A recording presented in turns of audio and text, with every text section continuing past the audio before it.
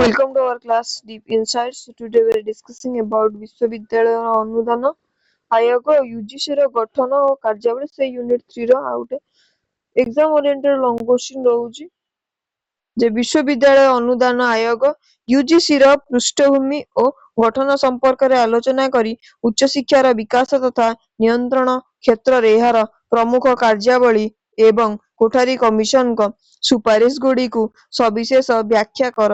ତ ପୃଷ୍ଠଭୂମି ଓ ପ୍ରତିଷ୍ଠା ବ୍ୟାକଗ୍ରାଉଣ୍ଡ ଆଣ୍ଡ ଏଷ୍ଟାବ୍ଲିଶମେଣ୍ଟ ଭାରତରେ ଉଚ୍ଚ ଶିକ୍ଷାର ମାନଦଣ୍ଡ ରକ୍ଷା ଏବଂ ବିଶ୍ୱବିଦ୍ୟାଳୟଗୁଡ଼ିକୁ ଆର୍ଥିକ ଅନୁଦାନ ଯୋଗାଇ ଦେବା ପାଇଁ ବିଶ୍ୱବିଦ୍ୟାଳୟ ଅନୁଦାନ ଆୟୋଗ UGC ର ଏକ ସର୍ବୋଚ୍ଚ ସଂସ୍ଥା ଅଟେ। 1948 ମସିହାରେ ଗଠିତ ବିଶ୍ୱବିଦ୍ୟାଳୟ ଶିକ୍ଷା ଆୟୋଗ ବା ରାଧାକ୍ରିଷ୍ଣନ କମିଶନଙ୍କ ସୁପାରିଶ କ୍ରମେ ଏହି ଆୟୋଗ 1953 ମସିହାରୁ ଜନ୍ମ ଲାଭ କରିଛି। 1953 ମସିହାରେ ଭାରତୀୟ ବିଶ୍ୱବିଦ୍ୟାଳୟଗୁଡ଼ିକର କୁଳପତି ଓ ରାଜ୍ୟସ୍ତରୀୟ ଶିକ୍ଷା ମନ୍ତ୍ରୀ ମାନଙ୍କୁ ନେଇ ଏକ ସମ୍ମିଳନୀ ଅନୁଷ୍ଠିତ ହୋଇଥିଲା, ଯେଉଁଠାରେ ଏହି ଆୟୋଗ ପାଇଁ ବିଧିବଦ୍ଧ ନିଷ୍ପତ୍ତି ନିଆଗଲା। ପରବର୍ତ୍ତୀ ସମୟରେ 1954 ମସିହାରେ ସରକାର ଏହାକୁ ସ୍ୱୀକୃତି ପ୍ରଦାନ କରି ବିଶ୍ୱବିଦ୍ୟାଳୟ ଅନୁଦାନ ଆୟୋଗ ବିଲ୍ ସଂସଦରେ ଉପସ୍ଥାପନ କଲେ। ଅବଶେଷରେ 1956 ମସିହାରେ ପାର୍ଲାମେଣ୍ଟ ଆଇନ ଅନୁଯାୟୀ ଏହା ଏକ ବିଧିବଦ୍ଧ ସ୍ୱୟଂଶାସିତ ସଂସ୍ଥା ଭାବରେ ସଂଗଠିତ ହେଲା।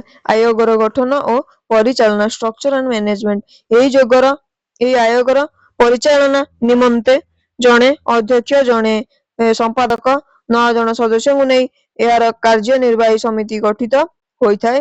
ସାଧାରଣତଃ ଏହି ବ୍ୟକ୍ତିମାନେ ଦେଶର ପ୍ରଶାସନ ଶିକ୍ଷାବିତ୍ ମାନଙ୍କ ମଧ୍ୟରୁ ମନୋନୀତ ହୋଇଥାନ୍ତି।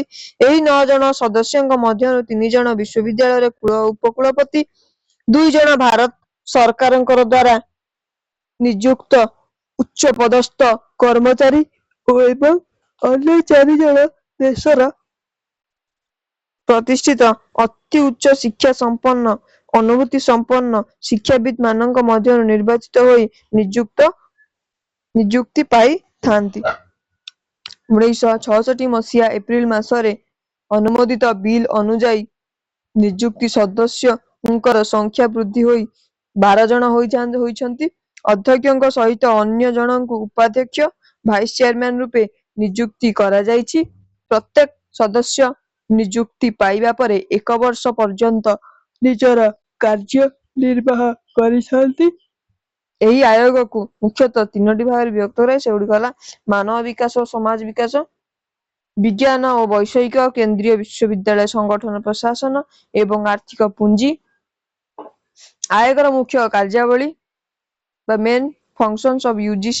ତ ବିଶ୍ୱବିଦ୍ୟାଳୟ ସ୍ତରରେ ଶିକ୍ଷାଦାନର ମାନୋନ୍ନତି, ପରୀକ୍ଷା, ସଂସ୍କାର, ଗବେଷଣାର ବିକାଶ ପ୍ରଭୃତି କ୍ଷେତ୍ରରେ UGC ପ୍ରମୁଖ ଭୂମିକା ଗ୍ରହଣ କରିଥାଏ। ଏହାର ମୁଖ୍ୟ କାର୍ଯ୍ୟଗୁଡ଼ିକ ନିମ୍ନରେ ଆଲୋଚନା କରାଗଲା। ତ ଆର୍ଥିକ ସହାୟତା ଯୋଗାଣ ଆୟୋଗ ତରଫରୁ କେନ୍ଦ୍ରୀୟ ବିଶ୍ୱବିଦ୍ୟାଳୟଗୁଡ଼ିକୁ ସମ୍ପୂର୍ଣ୍ଣ ଆର୍ଥିକ ବ୍ୟୟଭାର ଯୋଗାଇ ଦିଆଯାଏ। ଏହା ସହିତ ରାଜ୍ୟ ବିଶ୍ୱବିଦ୍ୟାଳୟଗୁଡ଼ିକୁ ମଧ୍ୟ ସେମାନଙ୍କର ବିଭିନ୍ନ ବିକାଶମୂଳକ ପରିକଳ୍ପନା ତଥା କାର୍ଯ୍ୟକ୍ରମ ପାଇଁ ଆର୍ଥିକ ସହାୟତା ମିଳିଥାଏ। ଭିତ୍ତିଭୂମିର ଉନ୍ନତି ବିଶ୍ୱବିଦ୍ୟାଳୟ ଏବଂ ମହାବିଦ୍ୟାଳୟଗୁଡ଼ିକରେ ନୂତନ ବିଭାଗ ଖୋଲିବା, ପୁରାତନ ବିଭାଗଗୁଡ଼ିକର ଉନ୍ନୟନ, ଗ୍ରନ୍ଥାଗାର ଓ ପରୀକ୍ଷାଗାର ଆଧୁନିକୀକରଣ ପାଇଁ UGC ଅନୁଦାନ ପ୍ରଦାନ କରେ। ଅଧ୍ୟାପକ ସେବା ସୁଧାର ଅଧ୍ୟାପକ ଅଧ୍ୟାପିକା ମାନଙ୍କର ଦରମା ହାର ପ୍ରଦାନ, ସାଲାରୀ ସ୍କେଲ୍ସ, ଆଉ ଗ୍ରୀଷ୍ମକାଳୀନ ଶିକ୍ଷା ସଂଗଠନ, ସମର ଇନଷ୍ଟିଚ୍ୟୁଟ ଏବଂ ପ୍ରଗତିମୂଳକ ଶିକ୍ଷାକେନ୍ଦ୍ର ପ୍ରତିଷ୍ଠା ଦିଗରେ କାର୍ଯ୍ୟ କରିଥାଏ। ତ ଗବେଷଣା ପ୍ରୋତ୍ସାହନ ଗବେଷଣା କାର୍ଯ୍ୟର ଉନ୍ନତି ପାଇଁ ଜୁନିୟର ସିନିୟର ବୃତ୍ତି, ସ୍କଲାରସିପ୍ ଆଣ୍ଡ ଫେଲୋସିପ୍ ପ୍ରଦାନ କରେ। କୃତବିଦ୍ୟ ଶିକ୍ଷକମାନଙ୍କୁ ଅବସର ପରେ ମଧ୍ୟ ଶିକ୍ଷାଦାନ ଓ ଗବେଷଣାରେ ନିଯୁକ୍ତି ପାଇଁ ଆର୍ଥିକ ସହାୟତା ଦିଏ। କୋଠାରୀ କମିଶନଙ୍କ ସୁପାରିଶ ରେକମେଣ୍ଡେସନ ଅଫ କୋଠାରୀ କମିଶନ। ତ କୋଠାରୀ କମିଶନଙ୍କ ମତରେ ବିଶ୍ୱବିଦ୍ୟାଳୟ ଅନୁଦାନ ଆୟୋଗ ସମଗ୍ର ଭାରତର ଶିକ୍ଷାର ପ୍ରତିନିଧିତ୍ୱ କରିବା ଉଚିତ। ଶିକ୍ଷକ ସମାଜର ତ୍ରୁଟିଗତ ଦକ୍ଷତା ବୃଦ୍ଧି ଓ ସମସ୍ୟାଗୁଡ଼ିକର ସୁସ୍ଥ ସମାଧାନ ପାଇଁ ଏହା ସହାୟକ ହେବା ସ୍ୱାଭାବିକ। ତ କମିଶନ ଉଚ୍ଚତର ଶିକ୍ଷା ଉପରେ କେତେକ ଗୁରୁତ୍ୱପୂର୍ଣ୍ଣ ସୁପାରିଶ କରିଥିଲେ, ଯାହା UGC ପରିସର ମଧ୍ୟକୁ ଆସିବା ବାଞ୍ଛନୀୟ। ସମଗ୍ର ଉଚ୍ଚତର ଶିକ୍ଷାକୁ ଏକ ସମନ୍ୱିତ ପୂର୍ଣ୍ଣତା ଭାବରେ ଗ୍ରହଣ କରିବା ଉଚିତ। ତ୍ରୁଟିଗତ ଶିକ୍ଷାକୁ ସାଧାରଣ ଶିକ୍ଷାରୁ ସମ୍ପୂର୍ଣ୍ଣ ରୂପେ ସ୍ୱତନ୍ତ୍ର କରିବା ଉଚିତ ନୁହେଁ। କୃଷି, ଇଞ୍ଜିନିୟରିଂ, ଚିକିତ୍ସା ପ୍ରଭୃତି ସମସ୍ତ ଉଚ୍ଚତର ଶିକ୍ଷା ବିଷୟଗୁଡ଼ିକୁ ୟୁଜିସିର କାର୍ଯ୍ୟ ପରିସର ମଧ୍ୟକୁ ଅଣାଯିବା ଦରକାର। ବିଶ୍ୱବିଦ୍ୟାଳୟ ସହିତ ସରକାର କୌଣସି ପ୍ରତ୍ୟକ୍ଷ ଯୋଗାଯୋଗ ସ୍ଥାପନ କରିବା ଅବାଞ୍ଛନୀୟ।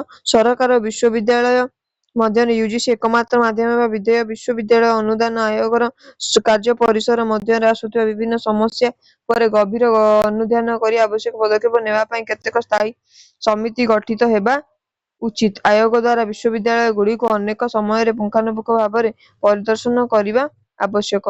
ତ ଇଏ ଥିଲା ଗୋଟେ ଲଙ୍ଗ କୋଶ୍ଚିନ୍ ୟୁଜିସି ଉପରେ ଗଠନ ଆଉ ତାର କାର୍ଯ୍ୟାବଳୀ। ଆଜି ପାଇଁ ଏତିକି ଥିଲା। ଥ୍ୟାଙ୍କ